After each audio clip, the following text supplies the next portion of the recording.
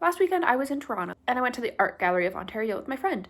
And while we were there, at one point we were in this exhibit that was by an artist, and it was a commentary on like alcoholism, addiction, suicide rates within Inuit communities. You know, a very serious exhibit. All of the pieces in that section, in that gallery, were stone sculptures, and they were pretty upfront about what they were. And so while I was there, I was like taking in the art, reading the plaques, and I turn, and in the middle of the gallery room, there's a glass display case showing off some of the sculptures. And you can like see like a full 360 view of these. You can see across the room through these glass display cases. In the middle of this glass case, there's this one sculpture that, I'll give a bit of content warning, graphic depiction of suicide. I'll let you know when you can look back if you don't want to see that. But this is a sculpture.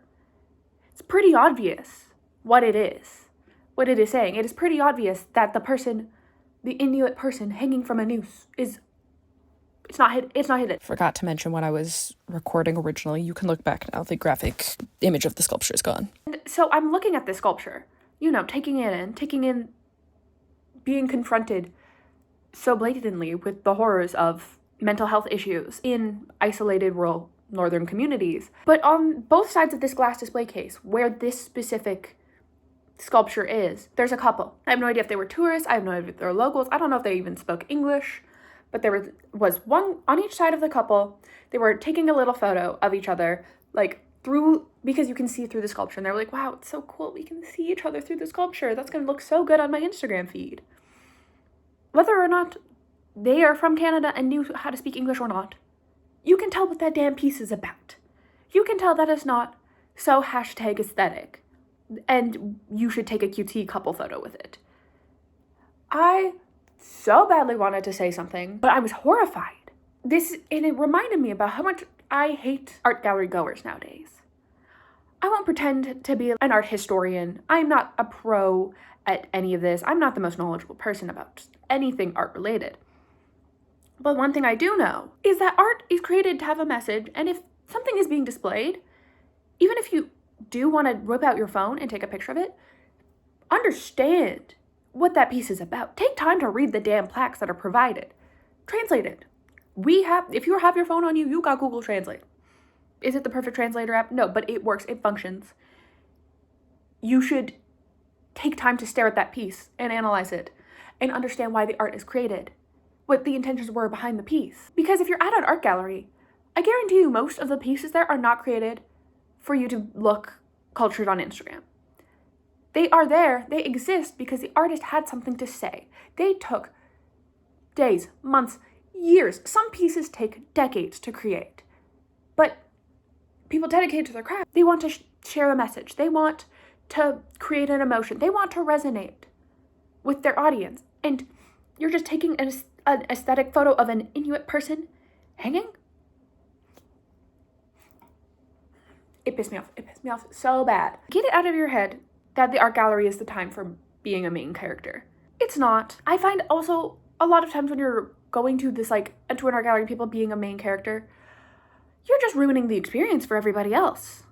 If you want to snap a quick photo, sure, whatever, that's fine. Take a quick photo. Of course, in front of pieces that it is appropriate to take a quick photo in front of. But be mindful, especially if you're there on a weekend like I was, and it's a busy gallery. Be courteous. The only time I've ever cried in an art museum was when I was in Seoul, and I was at the Museum of Modern and Contemporary Art. At the time I was there, they had a really interesting, really cool exhibit about video games and considering video games as art. Now, I was kind of frustrated already because I went on a weekend. It was super busy. It was full of couples, and I didn't get a turn to play any of the games that were there, do any of the cool interactive stuff, because it was full of shitty boyfriends locked in playing Portal for 30 minutes, not sharing or anything. It ruined the experience for everyone else there because these people were hogging everything and not letting people experience the art, interact with the exhibits.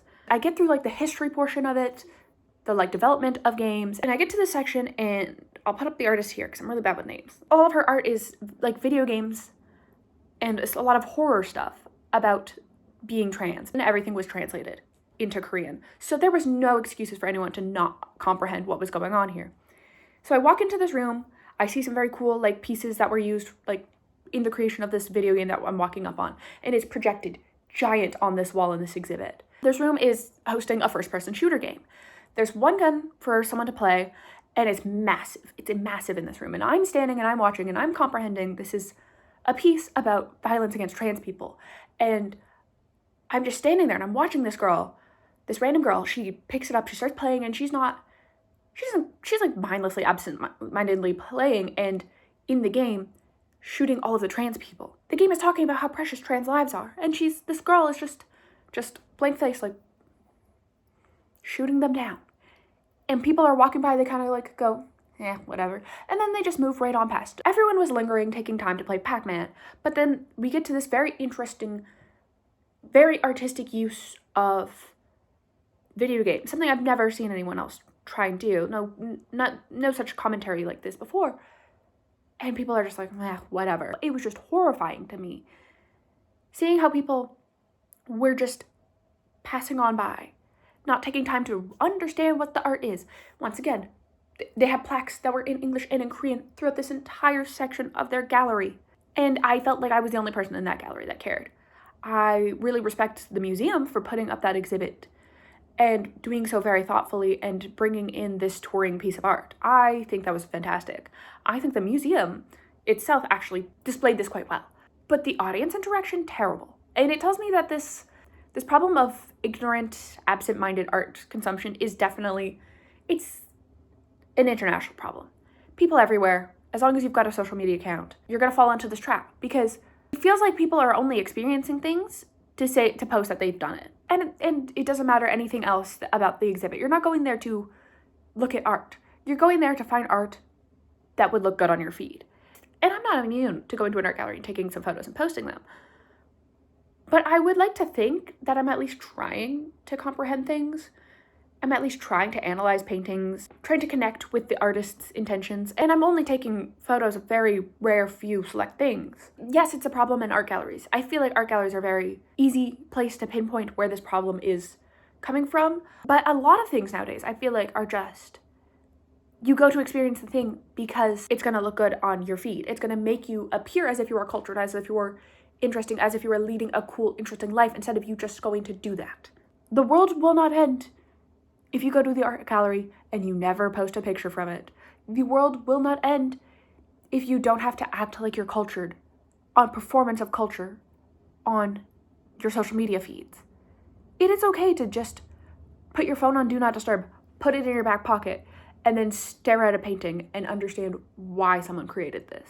Art exists to be consumed in some way or another, but it isn't there to be consumerist, if that makes sense. If an artist didn't want their art to be seen, to be consumed, they would not have it in a gallery. But for it to be consumerist, where it's just constantly people taking photos, trying to find the next thing that looks really good on a tote bag, that's not what art is for. And I feel like if someone nowadays tries to say that we should just appreciate art, appreciate culture, that they're just being an elitist. No, art should be for everybody. There is a responsibility to teach everybody how to consume art, how to analyze art, how to be someone who can go into a gallery and understand what they are looking at. I think schools need to do better of taking kids to art galleries on field trips and teaching them about what it means to be in an art gallery. What is the etiquette that's associated with this space?